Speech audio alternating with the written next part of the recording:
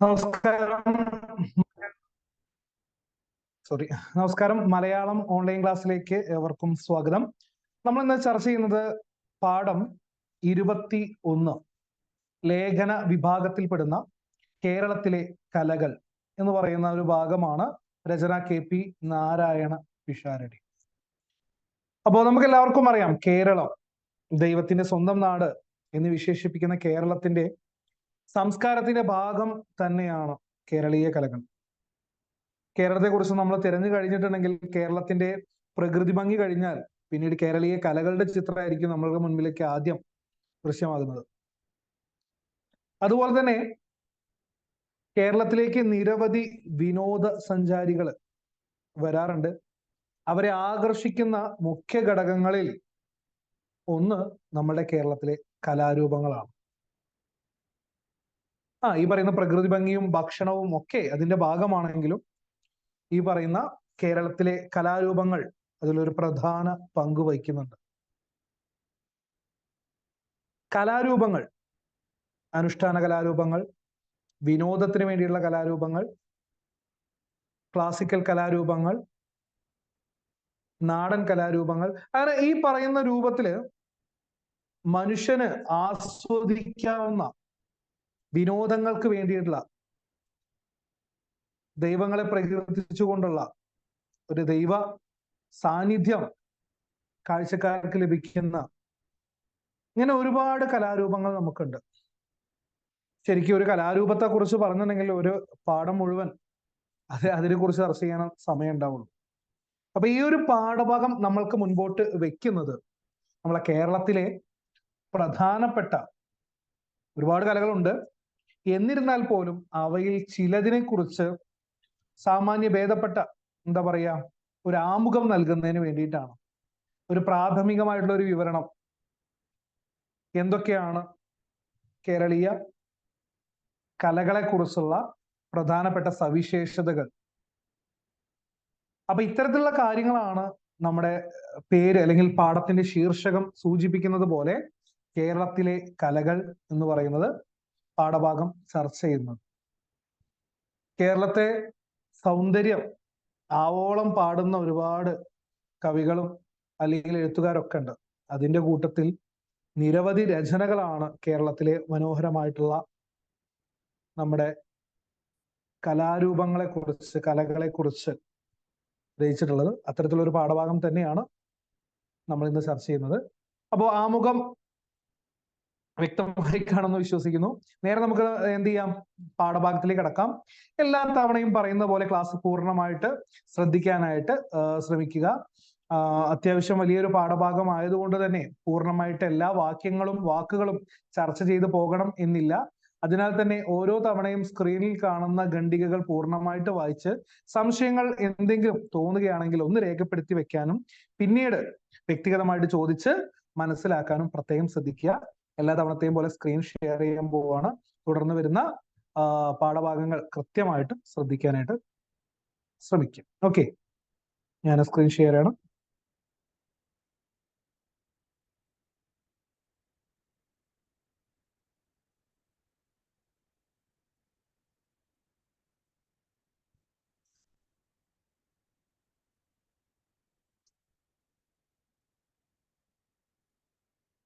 Okay, screen എല്ലാവർക്കും മുൻപിലേക്ക് ഉടൻ തന്നെ വരും.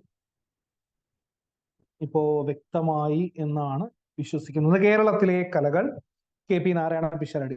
ആ ഒരു പേര് നമ്മൾക്ക് അത്രത്തോളം സുപരിചിതമല്ല. അതിനാൽ തന്നെ അദ്ദേഹത്തിന്റെ ഒരു ചിത്രം എല്ലാവർക്കും മുൻപിലും അദ്ദേഹത്തെ ഒന്ന് പരിചയപ്പെടുന്നതിന് വേണ്ടിയിട്ട് നൽകിയിരിക്കുന്നു. അതോടൊപ്പം അദ്ദേഹത്തിന്റെ ജീവിത രേഖ അല്ലെങ്കിൽ ജീവചരിത്ര കുറിപ്പ് എന്നൊക്കെ പറയുന്ന ജീവിതരേഖയും നൽകിയിട്ടുണ്ട്. പട്ടാമ്പിക്കടുത്ത് കൊടിക്കുന്ന് പിഷാരത്താണ് ജനനം. അമ്മ, അതുപോലെ തന്നെ അച്ഛൻ, അതുപോലെ തന്നെ മറ്റു കാര്യങ്ങളെല്ലാം കൊടുക്കുന്നു. ഗുരുകുല സമ്പ്രദായത്തിൽ പ്രാഥമിക വിദ്യാഭ്യാസം നടന്നു.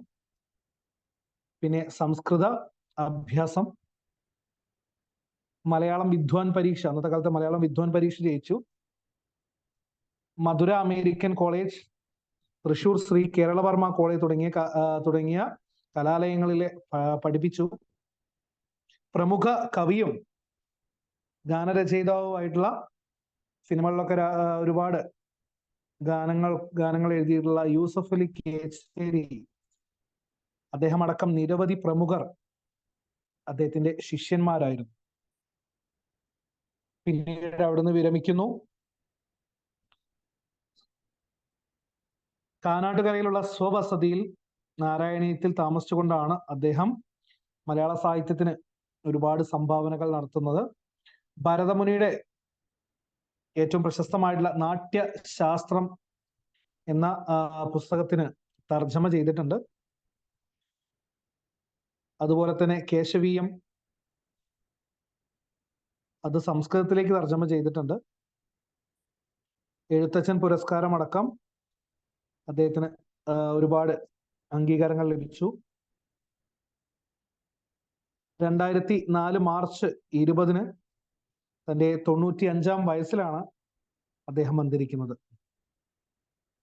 അപ്പോൾ അദ്ദേഹത്തോടുള്ള ബഹുമാനാർത്ഥം കൊച്ചിൻ ദേവസ്വം ബോർഡ് അദ്ദേഹത്തിന്റെ പേരിൽ ഒരു പുരസ്കാരം നൽകി വരുന്നതായിട്ടും ജീവിതരേഖയിൽ സൂചിപ്പിച്ചിരിക്കുന്നതായിട്ട് കാണാം. ഒന്ന് മനസ്സിലാക്കി വെക്കുന്നതിന് വേണ്ടി ജീവിതരേഖ നൽകിയെന്നേ ഉള്ളൂ. ബാക്കി നോക്കാം. ആദ്യ ഭാഗം ഞാൻ നേരത്തെ സൂചിപ്പിച്ച പോലെ വളരെ മനോഹരമായിട്ടുള്ള ഒരു നാടാണ് കേരളം. പശ്ചിമഘട്ട പർവ്വതനിരകൾ, മഹാസമുദ്രം, അതുപോലെ തന്നെ അല്ലേ ഇഷ്ടം പോലെ കുന്നും മലയും കാടും കായലും തോടും പുഴയും പാടവും പറമ്പും ഇടകലർന്ന് നടക്കുന്ന മനോഹരമായ സ്വന്തം നാട്, കേരനാട്, മലനാട് കേരളം. കേരളത്തെ പോലെ ഇത്രമാത്രം സൗന്ദര്യമുള്ള മറ്റൊരു നാട് എവിടെയെങ്കിലും ഉണ്ടോ എന്ന് ചോദിച്ചിട്ടുണ്ടെങ്കിൽ നമ്മൾ വളരെ അഹങ്കാരത്തോടു കൂടി പറയും, ഒരിക്കലും ഇല്ല. ഒരിക്കൽ ആരോ പറഞ്ഞത് കേട്ടു, മറ്റേത് നാടിനേക്കാളും എനിക്കിഷ്ടം നമ്മുടെ കേരളമാണ്. അപ്പോ ചോദ്യം, അതിന് ഇവിടെ എന്താ ഉള്ളത്? അപ്പൊ അതിനുള്ള മറുപടി ഇങ്ങനെയാണ്, ഇവിടെ എന്താണ് ഇല്ലാത്തത്? ദൈവത്തിന്റെ സ്വന്തം നാടെന്ന് നമ്മൾ വിശേഷിപ്പിക്കുന്ന നമ്മുടെ കൊച്ചു കേരളത്തില് എല്ലാം ഉണ്ട്. പ്രകൃതി, നല്ല മനോഹരമായിട്ടുള്ള കാഴ്ചകൾ ഒരുക്കിയ പ്രകൃതി തന്നെ ധാരാളമാണ്. നാടൻ കലാരൂപങ്ങൾ, മറ്റ് സൗകര്യങ്ങൾ, ഇപ്പോ എല്ലാ രീതിയിലും ഉയർന്നു നിൽക്കുന്ന രീതിയിലേക്ക് കേരളം മുന്നോട്ട് എത്തിയിട്ടുണ്ട്. കേരളത്തിന്റെ ഭൂപ്രകൃതി എന്ന പോലെ തന്നെ കേരളത്തിലെ കലാരൂപങ്ങൾക്കും ഒരുപാട് പ്രത്യേകതകൾ കാണാം. അതിന്റെ അടക്കം, ഒതുക്കം, വൃത്തി, തെളിവ്, മിഴിവ്, ഇവയൊക്കെ കലാരൂപങ്ങൾക്കുള്ള പ്രത്യേകതയായിട്ട് പറയുന്നു. പ്രധാനമായിട്ടും കലാരൂപങ്ങളെ ദൃശ്യങ്ങളെന്നും ശ്രവ്യങ്ങളെന്നും രണ്ട് വകയാണ്. ഇത് ഒന്ന് കാണുന്നതും ഒന്ന് കേട്ട് അല്ലെങ്കിൽ കേൾക്കാനായിട്ട് കഴിയുന്നതും, ശ്രവിക്കാൻ പറ്റുന്നതും. സാമാന്യ സ്വഭാവമായിട്ട് പറയുന്നത് കണ്ടും കേട്ടും ആലോചിച്ചും ആനന്ദിക്കാൻ കഴിയുന്നതാവണം. സുന്ദരകല എന്ന് പറയുന്നതിന്റെ സാമാന്യ സ്വഭാവമായിട്ട് പറയുന്നത് നൃത്തം, അഭിനയം, ചിത്രം, ശില്പം എന്നിവ ദൃശ്യകലകളും വാദ്യവും സംഗീതവും എല്ലാം ശ്രവ്യകലകളുമായിട്ടാണ് പറയപ്പെടുന്നത്. പക്ഷെ ഇന്നത്തെ കാലത്ത് ഇവയെല്ലാം ആവും വിധം യോജിപ്പിച്ച് പ്രയോഗിക്കുന്നതിലാണ് എല്ലാവർക്കും അളവറ്റ താല്പര്യം. അതുകൊണ്ട് തന്നെ സുന്ദരകലകളെ തമ്മിലിളക്കി പ്രയോഗിക്കുന്നതിൽ കേരളീയര് പ്രത്യേകം ആദരം പ്രദർശിപ്പിക്കുകയാണ്. കൊട്ട്, പാട്ട്, കൂത്ത്, ആട്ടം, തുള്ളൽ, കളി, വിളക്ക്, പാന എന്നുമൊക്കെ മറ്റുമാണ് സുന്ദരകലകൾക്ക് കേരളീയർ കൊടുത്ത മറ്റ് പേരുകൾ. ആദ്യമായി കൊട്ട്. കൊട്ടിൽ എല്ലാതരം വാദ്യങ്ങളും ഉൾപ്പെടുന്ന പൊതുവിലുള്ള പേരാണ് കൊട്ട്. സുന്ദരകലകളിലെല്ലാം ഇവ എന്ത് ചെയ്യുന്നു? വളരെ ഉചിതത്തോട് കൂടിയിട്ട് ഇണങ്ങിച്ചേരും. നമ്മൾ കൊട്ട് എന്ന് പറയുമ്പോൾ നമ്മുടെ മനസ്സിലേക്ക് ആദ്യം ചെണ്ടയായിരിക്കും, ചെണ്ട കൊട്ടുന്നത് അല്ലെ? അപ്പൊ ക്ഷേത്രങ്ങളിൽ ചെണ്ട എന്ന് പറയുന്നത് ഇന്ന് വളരെയധികം പ്രധാനം അല്ലെങ്കിൽ മുഖ്യമായിട്ട് കാണും. പണ്ട് കാലത്ത് മാരാർ എന്ന് പറയുന്ന വിഭാഗക്കാരുടെ കുലത്തൊഴിലായിട്ട് തന്നെ പ്രധാനമായിട്ട് കാണുന്ന ഒന്നാണ് ചെണ്ടകൊട്ട്. ഇടയ്ക്കാണെങ്കിലോ അത് മാരാരുടെ സ്വന്തമായ വാദ്യം. ഇതിനു പുറമെ മദ്ദളം, തിമില, ചേങ്ങില, ഇലത്താളം, കൊമ്പ്, കുഴൽ, ശംഖ് ഇവയെല്ലാം കേരളീയരുടെ ഏറ്റവും പ്രധാനപ്പെട്ട കൊട്ടിൽപ്പെടുന്ന വാദ്യങ്ങളാണ്. പക്ഷെ അതൊന്നും ഇന്ന സമുദായക്കാർക്ക് മാത്രമേ പാടുള്ളൂ എന്ന വ്യവസ്ഥയൊന്നും ഇല്ല. പ്രധാനമായിട്ടും ഉത്സവങ്ങളിലും മറ്റുമൊക്കെയാണ് ഇത് ഒന്നിച്ച് കാണുന്നത്. അതുപോലെ തന്നെ കേരളീയരുടെ തുള്ളലിനൊക്കെ ഉപയോഗിച്ചുകൊണ്ടിരിക്കുന്ന പഴയ ഉപകരണമാണ് ക്ഷമിക്കണം, ചാക്യാർകൂത്തിൽ. ചാക്യാർകൂത്തിലൊക്കെ ഉപയോഗിച്ചുകൊണ്ടിരിക്കുന്ന ഉപകരണമാണ് അല്ലെങ്കിൽ ഈ പറയുന്ന വാദ്യോപകരണമാണ് മിഴാവ്. അതും കൂടെ ഇവിടെ പറയുന്ന ഓർമ്മപ്പെടുത്തുന്നു. അപ്പോ വാദ്യമില്ലാതെ ഒരു കലാപ്രദർശനവും സത്യം പറഞ്ഞ കേരളത്തിൽ നടപ്പില്ല. അതിനാൽ തന്നെ ദൃശ്യകലകൾക്ക് പൊതുവിലുള്ള ഒരംഗമായിട്ട് കൊട്ടിനെ പറയുന്നു.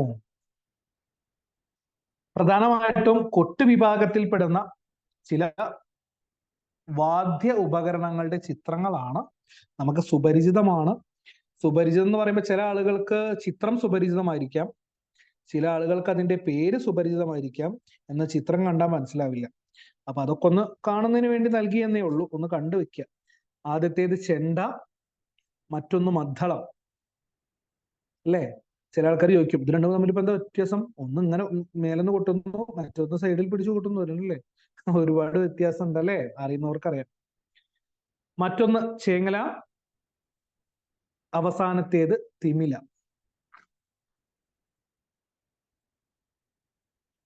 കൊമ്പ്, ഉത്സവത്തിനും മറ്റും ഊതുന്ന കൊമ്പ്, കുഴൽ, അതുപോലെ തന്നെ ഇലത്താളം.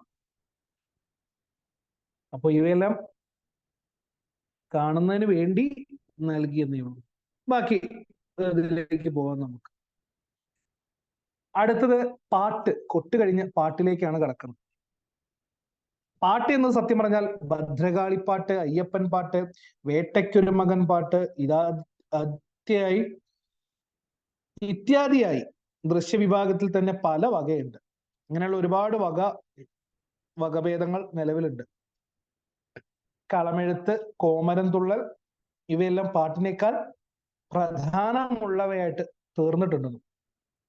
അരിപ്പൊടി, മഞ്ഞൾപ്പൊടി, ചുവന്ന പൊടി, പച്ചപ്പൊടി, കരിപ്പൊടി എന്നീ പഞ്ചവർണ്ണ നിറത്തിലുള്ള പൊടി കൊണ്ട് ഭദ്രകാളി, അയ്യപ്പൻ അല്ലെങ്കിൽ വേട്ടയ്ക്കൊരു മകൻ തുടങ്ങിയവരുടെ കളമെഴുത്ത് നടത്താറുണ്ട്. അതിനൊരു പറ്റുന്ന ഒരു ചിത്രം ആലോചിച്ച് നോക്ക്, എത്ര മനോഹരമായിട്ടാണ് ഇങ്ങനെ ഈ 5 നിറങ്ങൾ, നമ്മൾ ഈ പറഞ്ഞ 5 നിറങ്ങൾ, ഇത് പൊടിയാണ് അല്ലെ? പൊടി കൊണ്ട് കൈ ഉപയോഗിച്ച് മനോഹരമായിട്ട് മണിക്കൂറുകളോളം ഇരുന്ന് ചെയ്യുന്നതായിട്ട് കണ്ടിട്ടൊക്കെ ഉണ്ട്. ഭദ്രകാളിയുടെ ചിത്രമാണ് നമ്മൾ ഇപ്പൊ കണ്ടുകൊണ്ടിരിക്കുന്നത്. അപ്പോ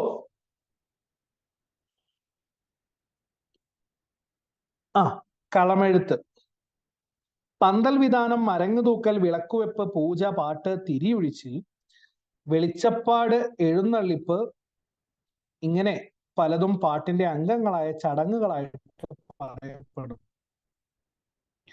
ചില പാട്ടിന് വെളിച്ചപ്പാട് ഈടും കൂറും ചവിട്ടൽ എന്ന പേരിൽ ഒരു നൃത്തം തന്നെ പ്രദർശിപ്പിക്കുന്നതായിട്ട് പറയുന്നുണ്ട്.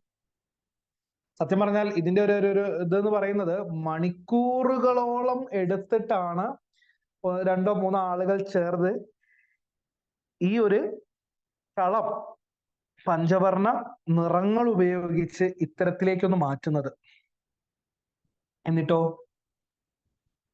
അവസാനം കളം മായ്ച്ച് അല്ലെങ്കിൽ ആ മനോഹരമായിട്ട് ചെയ്ത കളം മായ്ക്കുന്നതോട് കൂടിയിട്ടാണ് നമ്മുടെ ആ ഒരു വിഭാഗം അല്ലെങ്കിൽ ആ ഒരു കലാരൂപം അവസാനിക്കുന്നത്.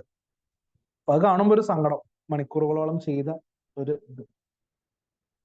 അടുത്ത കൂത്ത് വിഭാഗത്തിൽ പെടുന്നവയാണ്. നോക്കൂ, കൂത്ത് വിഭാഗം. കൂത്ത് കൂത്ത് എന്ന് പറയുമ്പോൾ തന്നെ നമുക്ക് ആദ്യം വരുന്ന കൂത്ത് എന്തായിരിക്കും? ചാക്യാർ കൂത്താണ് അല്ലേ? കൂത്ത് എന്നതിന് നാടകാഭിനയം എന്നാണ് അർത്ഥം.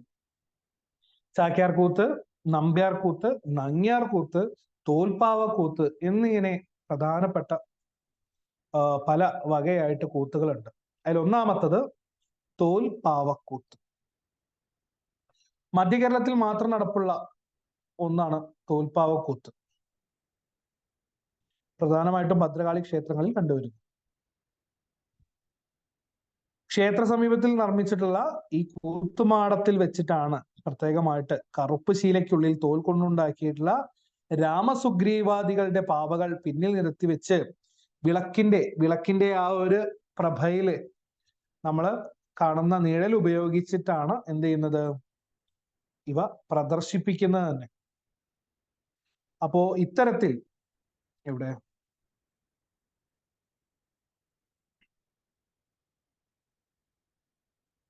ഇത്തരത്തിൽ മനോഹരമായിട്ട് ഞാനൊരു തവണ കണ്ടിട്ടുണ്ട് തോന്നുന്നു.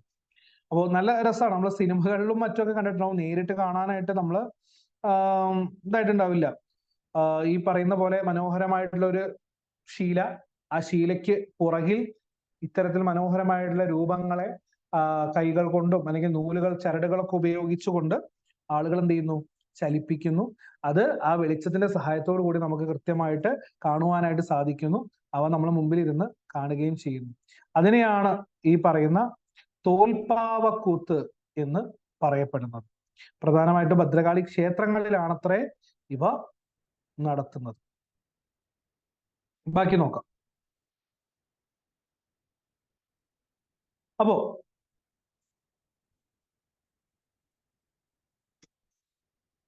ധാരാളം സംസ്കൃതം കലർന്ന ഒരു തരം പാലക്കാടൻ തമിഴ് രീതിയിലാണ് സംഭാഷണങ്ങളൊക്കെ വരുന്നത്.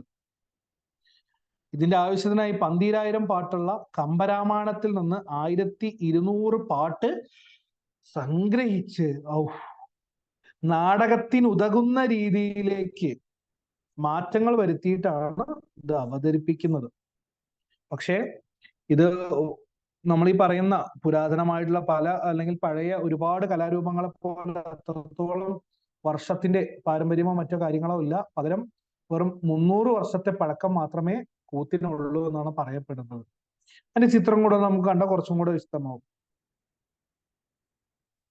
ഇതാണ് അതിന്റെ മുൻഭാഗവും പിൻഭാഗവും. മുന്നിൽ നിന്ന് കാണുന്ന ആളുകൾക്ക് ഇത്തരത്തിൽ വെളിച്ചത്തിന്റെ സഹായത്തോട് കൂടിയിട്ട് മനോഹരമായിട്ടുള്ള നിഴൽ രൂപങ്ങളാണ് കാണാനായിട്ട് സാധിക്കുക. അത് പുറകില് ഇങ്ങനെ ദീപത്തിന്റെ സഹായത്തോട് കൂടിയിട്ട് അതവിടെ ദീപം കത്തിച്ച് വെച്ചിട്ടുണ്ടായിരിക്കും. ബാക്കിയുള്ള ആളുകൾ കോലോ വടിയോ ചരടുകളോ ഉപയോഗിച്ച് എന്ത് ചെയ്യും? കൈകൾ ഇങ്ങനെ കാണിച്ചിട്ടാണ് ചലനങ്ങൾ ഏർപ്പെടുത്തുന്നത്.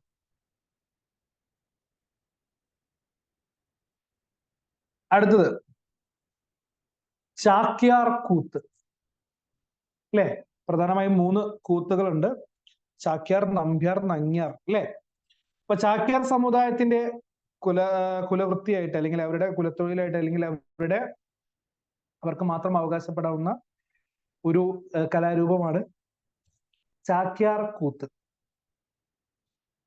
ഇപ്പോൾ കേരള കലാമണ്ഡലത്തിലും മറ്റ് സമുദായക്കാരെയും ഒക്കെ കൂത്തും കൂടിയാട്ടമൊക്കെ പഠിപ്പിക്കുന്നതായിട്ട് ഇന്നത്തെ കാലത്ത് പുരോഗമിച്ചുകൊണ്ടിരിക്കുന്നു. ചാക്യാർ കൂത്തിന് ഒരു രീതിയിൽ നാടകാഭിനയമായിട്ട് അതുപോലെ തന്നെ കഥാപ്രസംഗമായിട്ടൊക്കെ പ്രധാനമായിട്ട് 2 വിഭാഗമുണ്ട്. പണ്ട് കാലത്ത് കൂത്ത് എന്ന് പറഞ്ഞിരുന്നത് ഒറ്റയ്ക്ക് നടത്തുന്ന ഒരു അഭിനയമായിട്ടായിരുന്നു. അതിൽ ഒന്നിലേറെ കഥാപാത്രങ്ങൾ ചേർന്ന് സംഭാഷണ രൂപത്തിൽ നടക്കുന്ന അഭിനയത്തിന് പറയുന്ന പേരാണ് കൂടിയാട്ടം. രണ്ടും തമ്മിൽ വ്യത്യാസമുണ്ട്. ചാക്യാർ കൂത്തിൽ പ്രധാനമായിട്ടും 2 ആളുകളെ വേദിയിൽ ഉണ്ടാവുള്ളൂ. നമ്മൾ മുൻപ് സൂചിപ്പിച്ചിട്ടുണ്ടായിരുന്നു. തുള്ളൽ പഠിച്ച സമയത്ത് ചാക്യാർ കൂത്തിനെ കുറിച്ച് പറഞ്ഞിട്ടുണ്ടായിരുന്നു. ഏതായിരുന്നു? രാവണൻ പിടിച്ച പുലിവാലിൽ നമ്മൾ സൂചിപ്പിച്ചിട്ടുണ്ടായിരുന്നു. അപ്പൊ അതില് ചാക്യാര് അവതരിപ്പിക്കും. വേദിയിൽ ഇരുന്നും നിന്നും നടന്നും കൊണ്ട് അദ്ദേഹം അവതരിപ്പിക്കും. അതിന്റെ ഭാഗമായിട്ട് ആവശ്യാനുസരണം എന്ത് ചെയ്യും?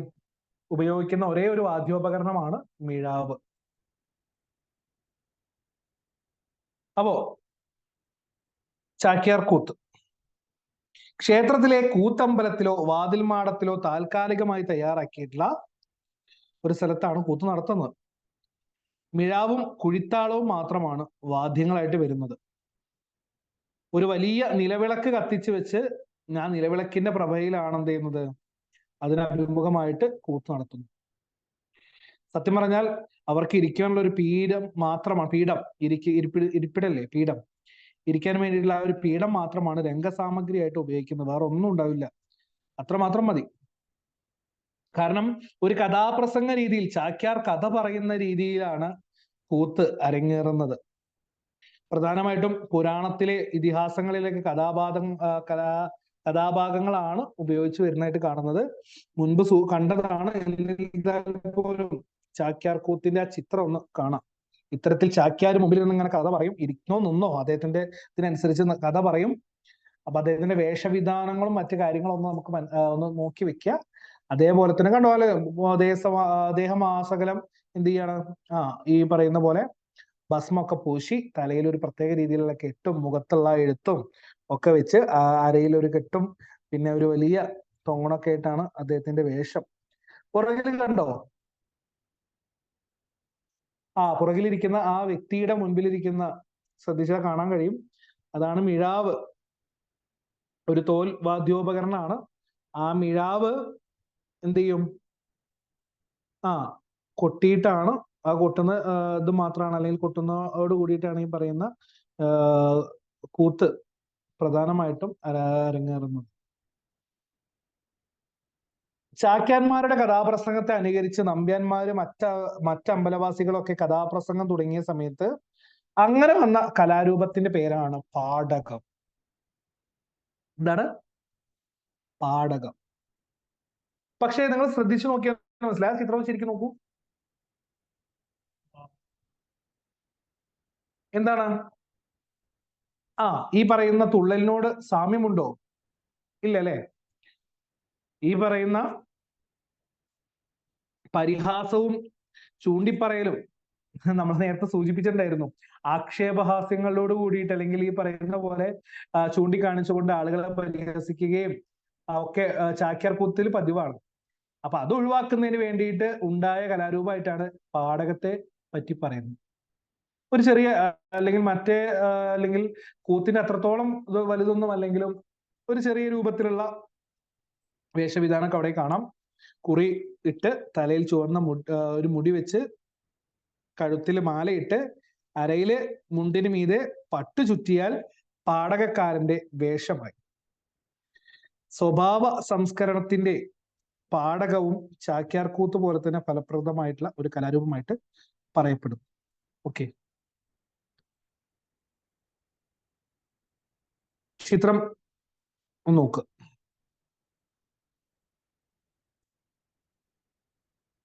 അടുത്തത് ആട്ടം.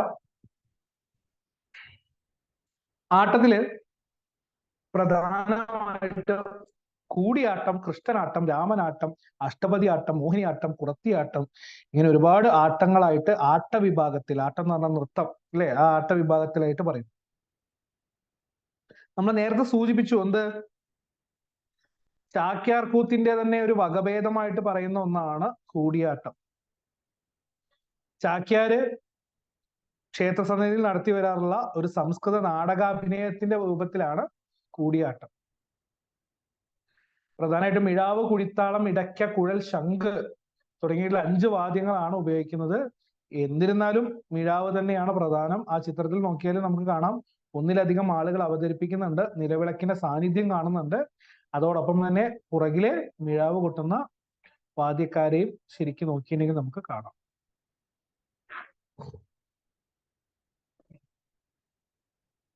അടുത്ത ആട്ടം കൃഷ്ണനാട്ടാണ്. കൊല്ലം 829 ആണ്ടിനടുത്ത് കോഴിക്കോട് മാനവേദൻ തമ്പുരാൻ തുടങ്ങി വെച്ച കൃഷ്ണാവതാര കഥ 8 ദിവസം കൊണ്ട് അഭിനയിച്ച് തീർക്കത്തക്ക വിധത്തിൽ സംസ്കൃതത്തിൽ നിർമ്മിച്ചിട്ടുള്ള കൃഷ്ണഗീതിയാണ് കൃഷ്ണനാട്ടത്തിന് അവലംബം. കൃഷ്ണനാട്ടം എല്ലാവർക്കും അറിയാന്ന് വിചാരിക്കുന്നു. അതായത് പണ്ട് സിമ്പിളായി പറയുകയാണെന്നുണ്ടെങ്കിൽ കൃഷ്ണനാട്ടം എന്ന് പറയുന്ന കോഴിക്കോട് അല്ലെങ്കിൽ ഇവിടെ ഉണ്ടായിട്ടുള്ള കൃഷ്ണനാട്ടമാണെങ്കിൽ മറ്റൊരു നാട്ടിൽ കൃഷ്ണനാട്ടം കളിക്കാനായിട്ട് ആവശ്യപ്പെടുകയും, മറ്റൊരു നാട് പറയുമ്പോ ഇപ്പൊ ഏതാ, കൊട്ടാരക്കര തമ്പുരാന്റെ അടുത്ത് അവർക്ക് ഈ പറയുന്ന കൃഷ്ണനാട്ടത്തെ കാണണം അല്ലെങ്കിൽ കൃഷ്ണനാട്ടം കാണാൻ വേണ്ടിയിട്ട് ഈ പറയുന്ന തമ്പുരാന്റെ അടുത്തേക്ക് പോവുകയും, പക്ഷെ അവിടെ എത്തിയപ്പോ കൃഷ്ണനാട്ടം കണ്ടാൽ മനസ്സിലാവുന്ന ആളുകൾ അവിടെ ഉണ്ടാവില്ല എന്ന് പറഞ്ഞ് പരിഹസിച്ചുകൊണ്ട് മടക്കി അയക്കുകയും ചെയ്തു എന്ന് പറഞ്ഞു. അങ്ങനെ രൂപം കൊണ്ട ഒരു കലാരൂപമാണ് രാമനാട്ടം. അദ്ദേഹം അന്ന് പറഞ്ഞത്രേ, അവിടെ കൃഷ്ണനാട്ടമാണെങ്കിൽ നമുക്ക് ഇവിടെ എന്തായിക്കോട്ടെ, രാമനാട്ടമാവട്ടെ. അങ്ങനെ ഇത് ലഘൂകരിച്ച്, രാമനാട്ടവും കൃഷ്ണനാട്ടവും ലഘൂകരിച്ച് വന്നതാണ് പിന്നീട് കഥകളി എന്നാണ് ഐതിഹ്യം. ഇപ്പൊ കഥകളിയുടെ ആരംഭം എന്ന് പറയുന്നത് കൃഷ്ണനാട്ടത്തിൽ നിന്നും അതുപോലെ തന്നെ കൊട്ടാരക്കര തമ്പുരാൻ ഏർപ്പെടുത്തിയ രാമനാട്ടത്തിൽ നിന്നുമായിട്ട് ആണ് എന്നുള്ളത് നമുക്ക് പറയാം. പിന്നെ അഷ്ടപതിയാട്ടം എന്ന പേരിൽ ശ്രീജയദേവരുടെ ഗീതം, ഗോവിന്ദകാലത്തിലെ ഗീതങ്ങൾ പാടി അവതരിപ്പിക്കുന്ന ഒരു തരം അഭിനയം പണ്ട് കേരളത്തിൽ ഉണ്ടായിരുന്നു.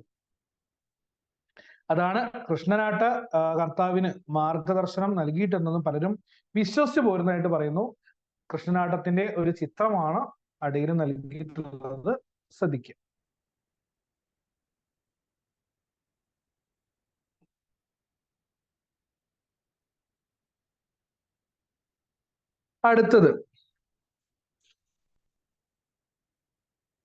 അടുത്തത് മോഹിനിയാട്ടം. വളരെ ഈ അടുത്ത കാലം വരെ വളരെ പ്രചാരത്തിലിരുന്ന ഒരു കലാരൂപമാണ് മോഹിനിയാട്ടം. മോഹിനിയാട്ടം എന്ന് പറയുന്നത് എനിക്ക് പെട്ടെന്ന് മനസ്സിൽ വരുന്ന, കുറച്ചു കാലം മുൻപ് മലയാളത്തിലെ പ്രശസ്ത സിനിമാ നടൻ കലാഭവൻ മണിയുടെ അനുജൻ ഒരു മോഹിനിയാട്ടം അവതരിപ്പിക്കുകയും അതിന്റെ ഭാഗമായിട്ട് ഞാൻ വ്യക്തിയുടെ പേരൊന്നും പറയുന്നില്ല, ഒരു വ്യക്തി എന്ത് ചെയ്യുന്നു, അതിനെ പരിഹസിച്ചോ അല്ലെങ്കിൽ മറ്റോ രൂപത്തിൽ ചില കാര്യങ്ങൾ, പ്രസ്താവനകൾ പറയുകയും ചെയ്തതിനെ തുടർന്ന് ഒരു വലിയ ചർച്ചാ വിഷയമായിട്ട് മാറിയ ഒന്നായിട്ട് മോഹിനിയാട്ടം ആ ഒരു കാലത്തുണ്ടായിരുന്നു. ഈ അടുത്ത കാലത്ത് കേട്ടോ. അപ്പോ നൃത്തഗീതങ്ങളാണ് മോഹിനിയാട്ടത്തിൽ പ്രധാനമായിട്ടും വേണ്ടത്. ഇവിടെ വർണ്ണങ്ങൾ പാടിയാടുന്ന ഒരു രീതിയാണ് മോഹിനിയാട്ടത്തിൻ്റെത്. പാണ്ഡ്യനാട്ടിലും മറ്റും പണ്ട് കാലം മുതൽക്കേ നിലവിലുണ്ടായിരുന്ന ഒരു ദാസികളുടെ ആട്ടമായിട്ടാണ് മോഹിനിയാട്ടം പറയപ്പെടുന്നത്. അതിന്റെ മാതൃക പോലും അത്തരത്തിലാണ്. സ്വാതി തിരുനാളിന്റെ കാലം മുതൽക്ക്, ഒരു മിനിറ്റ്,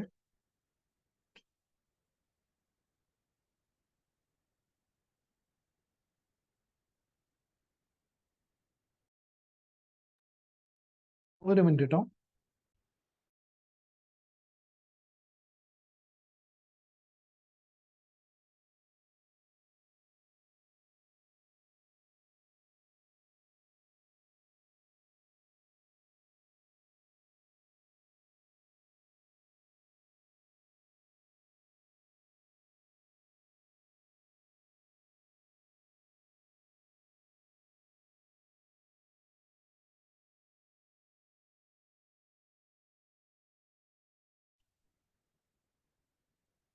ഓക്കെ, സോറി. നമുക്ക് തുടരാം. ക്ഷമിക്കണം, നമുക്ക് ബാക്കി തുടരാം കേട്ടോ. ഓക്കെ, മോഹിനിയാട്ടം. അപ്പൊ ദാസിയാട്ടമായിട്ടൊക്കെയാണ് പറയുന്നത്. സ്വാതി തിരുനാളിന്റെ കാലം മുതൽക്ക് തന്നെ പ്രചരിച്ചു വന്നു എന്നൊരു ഐതിഹ്യം മോഹിനിയാട്ടത്തിനുണ്ട്. അമൃതമഥനം കഥയിൽ വിഷ്ണു അസുരന്മാരെ ഭ്രമിപ്പിക്കുവാൻ വേണ്ടിയിട്ട് മോഹിനി രൂപം, എല്ലാവർക്കും അറിയാലോ, മോഹിനി എന്ന് പറയുന്ന ഒരു അവതാരത്തെ കുറിച്ച് എല്ലാവർക്കും അറിയാം അല്ലേ? പണ്ട് അസുരന്മാരുടെ കയ്യിൽ നിന്നും എന്താ പറയാ, എന്തതിന്റെ പേര്, അമൃത കലശം അല്ലെങ്കിൽ അമൃത് എടുത്തുകൊണ്ട് വരാൻ വേണ്ടിയിട്ട് മോഹിനി രൂപം പൂണ്ട കൃഷ്ണൻ ഇല്ലേ? ആ മോഹിനിയെ കുറിച്ച് പറയുന്നു. ആ പരമശിവന്റെ പോലും മനസ്സിലാക്കിയിട്ടുള്ള തദ്വാര ശാസ്താവിന്റെ മാതാവായി തീർന്ന ആ മോഹിനിയാണ് മോഹിനിയാട്ടത്തിലെ മോഹിനി എന്ന് പറയുന്ന ആട്ടം. മോഹിനിയുടെ ആട്ടാണല്ലോ ആ മോഹിനി പ്രതിനിധാനം ചെയ്യുന്നത്. അപ്പൊ അത്രത്തോളം മനോഹരിയായിട്ട് സുന്ദരിയായിട്ടുള്ള മോഹിനിമാരുടെ ആട്ടാണ്. ചിത്രം നോക്കാം.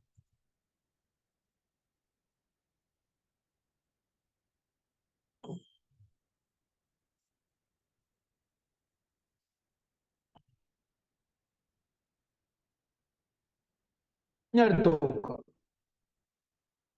ഈ ചിത്രം എന്താ നോക്കുന്നു ശരിക്കും ആർക്കെങ്കിലും മനസ്സിലായോ? നോക്കൂ.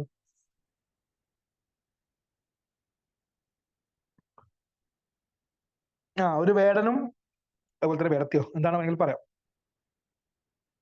അല്ലെങ്കിൽ കുറവനും കുറത്തിയും.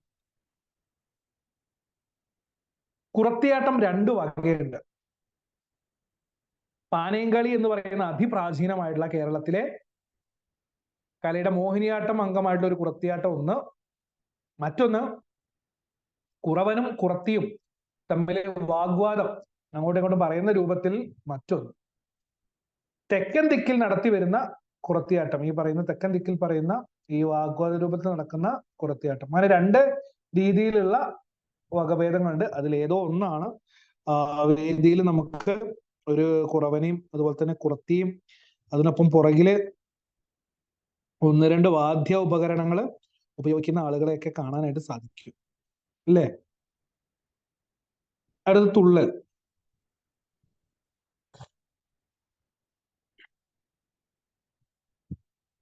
തുള്ളൽ വിഭാഗത്തിൽ പാമ്പിൻ തുള്ളൽ, കോമരം തുള്ളൽ, ഓട്ടം തുള്ളൽ ഇവ മൂന്നും പ്രധാനപ്പെട്ട തുള്ളലുകളാണ്.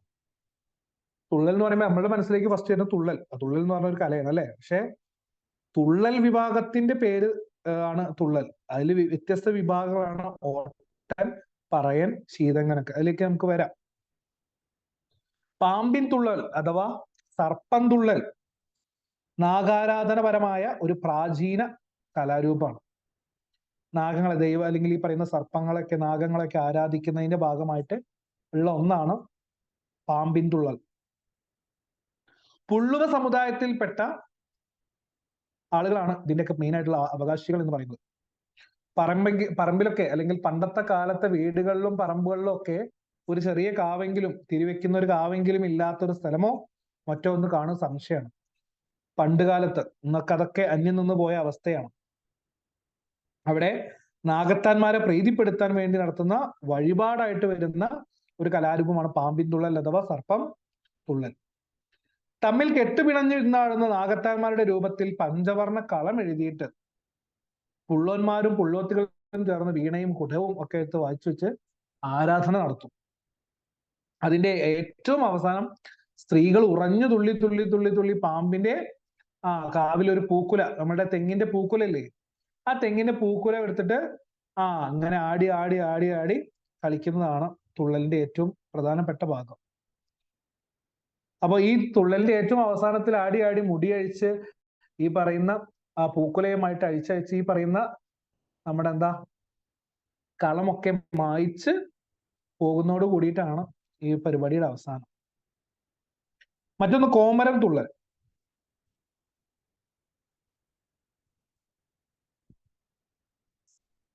കോമരം തുള്ളൽ ഭദ്രകാളി ക്ഷേത്രങ്ങളിൽ മിക്കവാറും കാണുന്ന ഒന്നാണ്. കോമരം അഥവാ വെളിച്ചപ്പാട് എന്നൊക്കെ പറയില്ലേ, വെളിച്ചപ്പാട് തുള്ളൽ, കോമരം തുള്ളൽ എന്നൊക്കെ പറയും.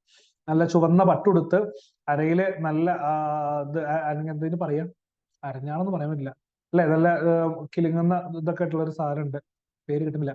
പിന്നെ കാലിലും കയ്യിലൊക്കെ തളയും വളയും ചിലമ്പും ഒക്കെ അടിഞ്ഞ് കയ്യിലൊരു വലിയ വളഞ്ഞ തലപ്പ് വളഞ്ഞൊരു വാളുമായിട്ട് ഉറഞ്ഞു തുള്ളുന്ന കോമരം. അപ്പോ കുളിച്ചു വന്ന് കെട്ടിച്ചുറ്റി ചിലമ്പും കൂറയും അണിഞ്ഞ് അരമണിയും കിങ്ങിണിയും കെട്ടി വാളും കയ്യിൽ ധരിച്ച് മുടിയടിച്ച് കലിയുള്ളുന്ന നൃത്തങ്ങൾ തുള്ളുന്ന കോമരം. ദാരിക സംഹാരത്തിന് ഒരുങ്ങിയ ഭദ്രകാളിയാണെന്നാണ് അതിന്റെ സങ്കല്പം എന്ന് പറയുന്നത്. അത് കാളി അല്ലെങ്കിൽ ഭദ്രകാളി എന്ന് പറയുന്ന കഥാപാത്രം, അതിന്റെ ജനനം അല്ലെങ്കിൽ ഭദ്രകാളിയുടെ ഇതെന്ന് പറയുന്നത് തന്നെ എന്താണ്, ദാരിക നിഗ്രഹത്തിന് വേണ്ടിയിട്ടായിരുന്നു. ആ ഒരു കഥ പറയുന്നുണ്ട്, ആ ഒരു ഐതിഹ്യത്തിൽ പറയുന്നുണ്ട്. അപ്പോ ആ സംഹാരത്തിന്, ദാരികന്റെ സംഹാരത്തിന് വേണ്ടി ഒരുങ്ങിയ ഭദ്രകാളിയാണ് കുറഞ്ഞു തുള്ളുന്നതെന്നാണ് അത്രേ കോമരം തുള്ളലിന്റെ സങ്കല്പം.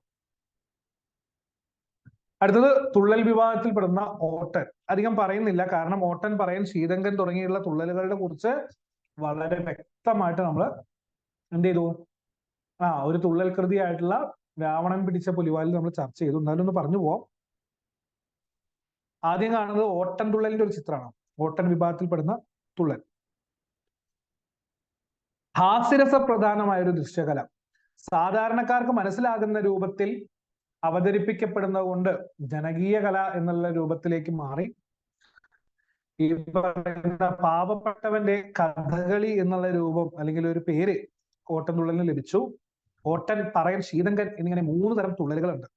ഇവ പ്രചരിപ്പിച്ചത് അല്ലെങ്കിൽ ഇതിന്റെ ഉപജ്ഞാതാവ് എന്നുള്ള രീതിയിൽ അറിയപ്പെടുന്നത് പ്രശസ്ത തുള്ളൽ കൃതികളിലൂടെയും മറ്റും ആക്ഷേപ ഹാസ്യരൂപത്തിൽ ജനങ്ങളുടെ മനസ്സിലേക്ക് ഇടം നേടിയ ജനകീയ കവി കൂടിയായിട്ടുള്ള കുഞ്ചൻ നമ്പ്യാരാണ്. ഓട്ടൻ തുള്ളലാണെന്ന് പറഞ്ഞു വരുന്നുണ്ട് നമ്മൾ പൊതുവില്. പക്ഷെ ഓട്ടൻ, പറയൻ, ശീതങ്കൻ 3 തരം തുള്ളലുകൾ ഉണ്ട്. തുള്ളലിന്റെ ഗീതവും വാദ്യവും ഇല്ലാത്തൊരു സമയം ഇല്ല. തുള്ളൽക്കാരന്റെ വേഷം യാതൊരു കഥാപാത്രത്തിൻ്റെത് പോലെയല്ല. അതായത് ഒരു കഥാപാത്രമായിട്ട് അഭിനയിക്കുകയല്ല തുള്ളൽക്കാരൻ ചെയ്യുന്നത്. 3 വിഭാഗം തുള്ളലിനും 3 പ്രത്യേക തരം വേഷവിധാനങ്ങളും അല്ലെങ്കിൽ മേക്കപ്പ് അല്ലെങ്കിൽ ചമയങ്ങളും ഒക്കെയാണ്. പക്ഷേ ഇവര് വേദിയിൽ നിന്നുകൊണ്ട് കഥ അവതരിപ്പിക്കും. കഥ അവതരിപ്പിക്കുന്ന സമയത്ത് ഇവരെന്ത് ചെയ്യും, ആ കഥാപാത്രമായിട്ട് മാറിയിട്ട് അവരെന്ത് ചെയ്യും, കാര്യങ്ങളെല്ലാം അവതരിപ്പിക്കും. ബാക്കിലുള്ള ശിങ്കിടികൾ എന്ന് വിളിക്കുന്ന വാദ്യോപകരണങ്ങൾ ഉപയോഗിക്കുന്ന ആളുകൾ എന്ത് ചെയ്യും, അത് ഏറ്റുപാടും. ഇത്ര മാത്രമാണ് പ്രധാനമായിട്ടും ചെയ്യുന്നത്. അപ്പൊ ഏത് കഥാപാത്രം കിട്ടിയാലും, പ്രധാനമായിട്ട് പുരാണ കഥകളും മറ്റു കാര്യങ്ങളൊക്കെയാണ്, എന്നാൽ പോലും നമ്മുടെ സമൂഹത്തിൽ നടക്കുന്ന കാര്യങ്ങളെ ആക്ഷേപ ഹാസ്യ രൂപത്തിൽ അവര് ഉൾപ്പെടുത്താനായിട്ട് ശ്രമിക്കാറുണ്ട്. ഇങ്ങനെ കൂടിയാട്ടത്തിലും കഥകളിലുമുള്ള എല്ലാ നാട്യാംഗങ്ങളുടെയും ചെറിയ ചെറിയ അംശങ്ങൾ എടുത്ത് കൂട്ടിച്ചേർത്തിട്ട് പണ്ട് അല്ലെ നമ്മൾ പറയില്ല, ഒരു അവിയൽ രൂപത്തിലാണ് പല കലാരൂപങ്ങളുടെ ഒരു മിശ്രിതമാണ് ഈ പറയുന്ന ഓട്ടംതുള്ളൽ എന്ന് പറയുന്നത്. അദ്ദേഹം അത്തരത്തിലാണ് ആവിഷ്കരിച്ചിട്ടുള്ളത് ഈ ഒരു കലാരൂപത്തെ. കൊല്ലവർഷം 10-ാം നൂറ്റാണ്ടിന്റെ ആരംഭത്തിലാണ് ശരിക്കും തുള്ളൽ പ്രസ്ഥാനത്തിന്റെ ഉത്ഭവം. കല്യാണ സൗഗന്ധികം ശീതങ്കം തുള്ളലിൽ എത്ര ഈ പ്രസ്ഥാനത്തിലെ ആദ്യത്തെ കൃതി, അതായത് ശീതങ്കം തുള്ളലിൽപ്പെട്ട ഏറ്റവും ആദ്യത്തെ കൃതിയായിട്ട് തുള്ളലിൽ വരുന്നത് കല്യാണ സൗഗന്ധികം എന്ന് പറയുന്ന പുരാണ കഥ ആണെന്നാണ് പറയപ്പെടുന്നത്. ഞാൻ നേരത്തെ സൂചിപ്പിച്ചവന് 3 ആള് മാത്രമേ വേണ്ടുള്ളൂ. ഒട്ടാനായിട്ട് പാടാനായിട്ട് 2 ആള്, ആടാൻ വേണ്ടി തുള്ളൽക്കാരൻ. മൃദംഗം, കുഴിത്താളം മാത്രമാണ് വാദ്യം. തുള്ളൽക്കാരൻ സാമാന്യം വേഗത്തിൽ കഥകളുടെ രീതിയിൽ എന്ത് ചെയ്യുന്നുണ്ട്, അഭിനയിച്ച് കാണിക്കുന്നു. പുരാണ കഥകൾ അഭിനയിക്കുന്നു, ഇതൊക്കെ നമ്മൾ പറഞ്ഞു. എന്നാലും വർണ്ണവും മറ്റു മുഴുവനായിട്ട് നമ്മൾ ചുറ്റുപാട് നടക്കുന്ന വിഷയങ്ങളെ കുറിച്ച് അതാണ് ഞാൻ നേരത്തെ സൂചിപ്പിച്ചത്. അതായത് പുരാണ കഥകളും മറ്റു കാര്യങ്ങളൊക്കെ പറയുമെങ്കിലും പല കാര്യങ്ങളിലും നമ്മളെ ചുറ്റും നടക്കുന്ന വിഷയങ്ങളെ കുറിച്ചും അല്ലെങ്കിൽ ഈ പറയുന്ന നമ്മുടെ നാട്ടിൽ നടക്കുന്ന കാര്യങ്ങളെ കുറിച്ചൊക്കെ ഉൾപ്പെടുത്തിക്കൊണ്ട്, അതായത് കൃത്യമായൊരു തിരക്കഥ ഇതിലല്ല അത് പോവുക. ആ തിരക്കഥ ഉൾപ്പെടുത്തിയിട്ട് എന്ത് ചെയ്യാം, അങ്ങനെയാണ് ഈ പറയുന്ന തുള്ളല് പോവുക. അടുത്ത് കളി വിഭാഗത്തിൽ വരുന്ന പ്രധാനപ്പെട്ടത് എന്തൊക്കെയാണ് നമുക്ക് നോക്കാം. കളിയിൽ പാനയും കളി, കഥകളി, കൈകൊട്ടിക്കളി, പരിചമുട്ടുകളി, കയ്യാങ്കളി, ഭൂതം കളി, പുലിക്കളി, ഞാണിന്മേൽ കളി തുടങ്ങിയ ഒരുപാട് കളിവർഗങ്ങളുണ്ട്. അതിലെ കേരളം എന്ന് കേട്ടിട്ടുണ്ടെങ്കിൽ നമ്മളെ മനസ്സിലേക്ക് ആദ്യം ഓർമ്മ വരുന്നത് സർവത്ര പ്രചാരമുള്ള കേരളത്തിന്റെ സ്വന്തം കലാരൂപം, നമ്മൾക്ക് അല്ലെങ്കിൽ കേരളത്തിലെ ഏറ്റവും പ്രധാനപ്പെട്ട കലാരൂപം എന്ന് വിശേഷിപ്പിക്കുന്ന കഥകളിയാണ്. ഇതായി കാണുന്ന കഥകളി എല്ലാ രാജ്യക്കാരെയും ഒന്നുപോലെ ആകർഷിച്ചിട്ടുള്ള ഒരു കലാരൂപം. ഞാൻ നേരത്തെ സൂചിപ്പിച്ച പോലെ രാമനാട്ടത്തിൽ നിന്നും കൃഷ്ണനാട്ടത്തിൽ നിന്നും രൂപം കൊണ്ട് ആയി വന്ന കഥകളി. കോട്ടയത്ത് തമ്പുരാന്റെയും വെട്ടത്ത് രാജാവ്, കപ്പളിങ്ങാട്ട് നമ്പൂതിരി മുതലായ കലാവല്ലഭന്മാരുടെയും ശിക്ഷണത്തിൽ വളർന്നു വന്ന് കുറച്ചു കാലത്തിനുള്ളിൽ പൂർവ്വയൗവനം പ്രാപിച്ച് ഇപ്പോഴത്തെ അഖില ലോക പ്രശസ്തി ആർജിച്ചിരിക്കുന്നു. അതായത് ഇതിനൊരു നമ്മൾ കഥകളിക്ക് വളരെയധികം ഇതായിട്ടുള്ള ഒരു കാലം ഉണ്ടായിരുന്നു. അതായത് എന്തായാലും പറയാ, മോശമായിട്ടുള്ള ഒരു കാര്യം, ആരും കാണാനില്ലാതെ ഒരു ഇല്ലാത്തൊരവസ്ഥ. അന്ന് ഈ പറയുന്ന ഇന്നത്തെ കലാമണ്ഡലത്തിന്റെയൊക്കെ ഇതായിട്ടുള്ള വക്താവായിട്ടുള്ള മലയാള കവി കൂടിയായിട്ടുള്ള വള്ളത്തോൾ നാരായണ മേനോൻ ഇടപെട്ട് ഇന്ന് കാണുന്ന രൂപത്തിലേക്ക് ഈ പറയുന്ന ലോക പ്രശസ്തമാക്കി മാറ്റാനായിട്ട് അദ്ദേഹം ഒരുപാട് ശ്രമിക്കുകയും ആ ശ്രമം വിജയം കാണുകയും ചെയ്തു. രാത്രിയിൽ മാത്രം നടത്തുന്ന ഒരു കലാരൂപമാണ് കഥകളി.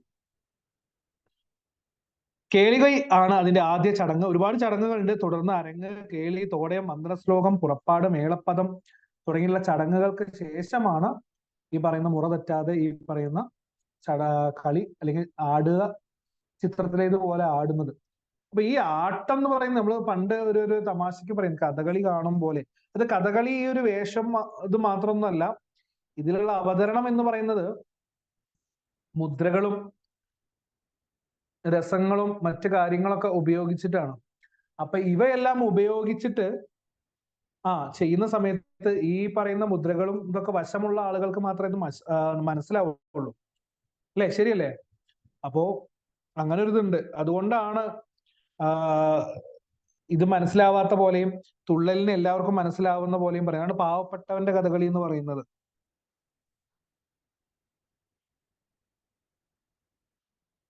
ആട്ടക്കഥാകൃതികളിൽ സാമാന്യ ശ്ലോകങ്ങളും പാട്ടുകളും അപൂർവമായി ദണ്ഡകങ്ങളും കാണാൻ പറ്റും. ഞാൻ നേരത്തെ സൂചിപ്പിച്ചോ ഇല്ലേ? സോറി. അതായത് കഥകളിയുടെ ലിഖിത രൂപം, രചനാരൂപത്തിന് പറയുന്ന പേരാണ് ആട്ടക്കഥകൾ. ആ ആട്ടക്കഥകളി കാണുന്നതിനെ കുറിച്ചാണ് ഇവിടെ പറഞ്ഞത്. പാട്ടുകൾക്ക് പദങ്ങൾ എന്നാണ് പേര് പറയാറുള്ളത്. കഥകളി പദങ്ങളാണ് നടന്മാർക്ക് അഭിനയിക്കാനുള്ളത്. സംഭാഷണ രൂപത്തിൽ, വിചാര രൂപത്തിലൊക്കെയാണ് ഈ രചനാ ശ്ലോകങ്ങൾ ഒട്ടുമുക്കാലും വരുന്നത്. പിന്നീട് കവിവചനങ്ങളൊക്കെ ആയിട്ട് വരും. പ്രധാന ഭാഗവതര്, തുള്ളലിനെ പോലെ അവതരിപ്പിക്കുന്ന ആള് എന്ത് ചെയ്യേണ്ട, പാടേണ്ട ആവശ്യമില്ല. പ്രധാനപ്പെട്ട ഭാഗവതര് പാടുന്നു, രണ്ടാമൻ ഏറ്റുപാടുന്നു. നടൻ ഈ ഓരോ വാക്കിനും വ്യക്തമായിട്ട് കൈകളും മറ്റും ഉപയോഗിച്ച് കണ്ണ്, പുരികം, കയ്യ്, മെയ്യ്, കാല് ഇവയൊക്കെ ഉപയോഗിച്ച് മുഖത്തുള്ള ഭാവങ്ങളോട് കൂടിയിട്ട് കാണികൾക്ക് മനസ്സിലാവുന്ന രൂപത്തിൽ അഭിനയിക്കുക. കൊല്ലവർഷം 9-ാം നൂറ്റാണ്ടിന്റെ മധ്യത്തിൽ ആവിർഭവിച്ച കഥകളി പ്രസ്ഥാനത്തിന് 200 കൊല്ലത്തിലധികം കാലം ക്രമത്തിൽ അഭിവൃദ്ധി തന്നെയായിരുന്നു. ഞാൻ നേരത്തെ സൂചിപ്പിച്ച പോലെ 11-ാം ശതാബ്ദത്തിന്റെ അവസാനമായപ്പോ എന്തോ ഒരു കാലദോഷത്തില് കഥകളിക്ക് എന്തോ ഒരു പ്രശ്നം പറ്റി അധപതനം സംഭവിച്ചു. ഞാൻ നേരത്തെ പറഞ്ഞ ആ ഒരു ഇതിലേക്കാണ് വരുന്നത്. ആ ഒരു ശനിദശ, ഈ പറയുന്ന ആ ഒരു മോശമായിട്ടുള്ള ആ ഒരു കാലത്ത് ഈ പറയുന്ന കഥകളിയെ അതുപോലെ തന്നെ നാശോന്മുഖമായിട്ടുള്ള മറ്റ് കേരള കലകളും എല്ലാം ഉൾപ്പെടുത്തിക്കൊണ്ട് ഇന്ന് കാണുന്ന രൂപത്തിലേക്ക് സമുദ്ധരിച്ചത് മഹാകവി വള്ളത്തോളിന്റെയും മറ്റുമൊക്കെ തീവ്ര പരിശ്രമത്തിൽ സ്ഥാപിതമായിട്ടുള്ള കലാമണ്ഡലം എന്ന് പറയുന്ന ആ ഒരു സ്ഥാപനമാണ്. അപ്പോ അതിന്റെ ഭാഗമായിട്ട് ഇന്ന് കാണുന്ന രൂപത്തിൽ ലോക പ്രശസ്തി ആർജിക്കാനായിട്ട് ഈ പറയുന്ന കഥകളിയെ പോലെ മറ്റ് കലാരൂപങ്ങൾക്കും സാധിച്ചു. ഇതാണ് നമ്മൾ ഈ പറഞ്ഞ വള്ളത്തോളും അതുപോലെ തന്നെ കേരള കലാമണ്ഡലവും ഒന്ന് കാണുന്നതിന് വേണ്ടിയിട്ട് നൽകിയെന്നേ ഉള്ളൂ. സോ കേരളത്തിലെ കലകൾ KP നാരായണ പിഷാരടി തയ്യാറാക്കിയിട്ടുള്ള പാഠഭാഗം. നമ്മൾ നേരത്തെ സൂചിപ്പിച്ച പോലെ തന്നെ കേരളം എന്ന് പറയുന്നത് വളരെ മനോഹരമായിട്ടുള്ള ഒരു എന്താ പറയാ ഒരു നാട് തന്നെയാണ്. അതിൽ യാതൊരു തർക്കവും ആർക്കും ഇല്ല. ഉണ്ടോ? ഒരിക്കലും. അപ്പോ ഈ പറയുന്ന നാടിന്റെ സംസ്കാരത്തിന്റെ ഭാഗമായിട്ട് വേഷം, ഭാഷ, വസ്ത്രം ഒക്കെ പറയുന്നതോടൊപ്പം തന്നെ നമ്മൾ എടുത്തു പറയുന്ന ഒന്നാണ് കലകളും. കലകളാൽ സമ്പന്നമായ നാടാണ് കേരളം. ആ കേരള കലകളെ കുറിച്ച് സാമാന്യം ഭേദപ്പെട്ട രൂപത്തിൽ മനസ്സിലാക്കാൻ പറ്റുന്ന ഒരു പാഠഭാഗമാണ് ഈ പറയുന്ന കേരളത്തിലെ കലകൾ, നാടൻ കലകളല്ല, കേരളത്തിലെ കലകൾ എന്ന് പറയുന്ന ഈ ഒരു പാഠഭാഗം. നമ്മൾ നേരത്തെ സൂചിപ്പിച്ചു. ഇപ്പൊ കഥകളിയെ കുറിച്ച് നമ്മൾ മനസ്സിലാക്കി അല്ലെങ്കിൽ ഒരു പഠിച്ച് അതിനെക്കുറിച്ച് പൂർണ്ണമായിട്ട് മനസ്സിലാക്കണമെങ്കിൽ ഒരു പാഠം തന്നെ അതിന് വേണം. തുള്ളലിന് അതിനൊരു പാഠം വേണം, അല്ലെങ്കിൽ കൂത്ത്, ഓരോന്നിനും അതിൻ്റെതായിട്ടുള്ള ഒരു ഇത് വേണം. പക്ഷേ ഈ പറയുന്ന രൂപത്തിൽ എല്ലാ കാര്യങ്ങളെ കുറിച്ച് സാമാന്യ അല്ലെങ്കിൽ ഒരു ആമുഖമായിട്ടുള്ള രൂപത്തില് ഒരു ബേസിക് ആയിട്ടുള്ള അല്ലെങ്കിൽ പ്രാഥമിക വിവരങ്ങൾ ലഭിക്കുകയും അതിന്റെ ചിത്രങ്ങളൊക്കെ ഒന്ന് കണ്ട് മറ്റൊരു സ്ഥലത്ത് ഇതിനെ കാണുന്ന സമയത്ത് നോട്ടീസ് ചെയ്യാൻ അല്ലെങ്കിൽ മനസ്സിലാക്കാനൊക്കെ ഉതകുന്ന രൂപത്തിലുള്ള ഒരു രചനയാണ് KP നാരായണ പിഷാരടി നമുക്ക് നൽകിയിരിക്കുന്നത്. അപ്പൊ എല്ലാവരും ഒന്ന് വായിച്ചു നോക്കുക, ചിത്രങ്ങളൊക്കെ ഒരിക്കൽ കൂടി മനസ്സിലാക്കുക. കഴിയുന്നതും ആ ചിത്രങ്ങളൊക്കെ ഒന്ന് മനസ്സിലാക്കി വെച്ച് പിന്നീട് എവിടെയെങ്കിലും കാണുന്ന സമയത്തൊക്കെ തിരിച്ചറിയാനൊക്കെ ഉതകുന്ന രൂപത്തിലായിരിക്കണം നമ്മളുടെ ക്ലാസ് കാണുകയും കേൾക്കുകയും ഒക്കെ ചെയ്യുന്നത്. സോ ഞാൻ നേരത്തെ സൂചിപ്പിച്ച പോലെ ക്ലാസ് പൂർണ്ണമായിട്ട് കാണുക. സംശയങ്ങൾ തോന്നുന്ന ഭാഗങ്ങൾ ഉണ്ടെന്നുണ്ടെങ്കിൽ ഒന്ന് കുറിച്ച് വെക്കുക. അങ്ങനെ തോന്നുന്നുണ്ടെന്നുണ്ടെങ്കിൽ വ്യക്തിഗതമായിട്ട് പിന്നീട് ചോദിക്കാനും സംശയങ്ങൾ മാറ്റാനും ശ്രമിക്കും. സോ തൽക്കാലം നമ്മളിവിടെ നിർത്താണ്. ഇന്നത്തെ പാഠഭാഗം 12ാമത്തെ അധ്യായം KP നാരായണ പിഷാരടി രചിച്ച കേരളത്തിലെ കലകൾ എന്ന് പറയുന്ന ഭാഗമായിരുന്നു, ലേഖന വിഭാഗത്തിൽപ്പെട്ട ഭാഗമായിരുന്നു. സോ ഏതായാലും തൽക്കാലം നമ്മൾ ഇന്ന് ഇവിടെ നിർത്തുന്നു. എല്ലാവർക്കും നന്ദി, നമസ്കാരം. അടുത്ത മറ്റൊരു ക്ലാസ്സിൽ മറ്റൊരു വിഷയവുമായിട്ട് അല്ലെങ്കിൽ മറ്റൊരു പാഠഭാഗവും ചർച്ചയുമായിട്ട് നമുക്ക് വീണ്ടും കണ്ടുമുട്ടാം. Okay, good bye.